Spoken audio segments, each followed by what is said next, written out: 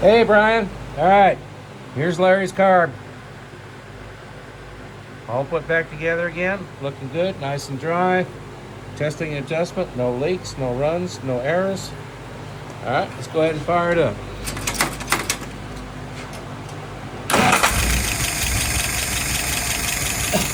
All righty.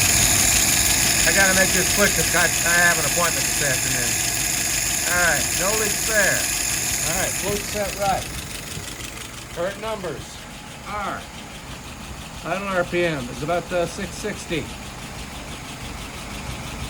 Well is 42. Fuel pressure 2.75. Hope you can see it.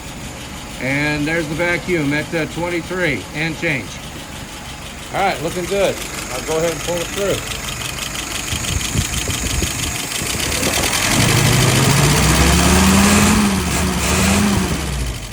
Okay, no stumble. Looking real good. All right, I can ship this thing tomorrow. Thank you, buddy.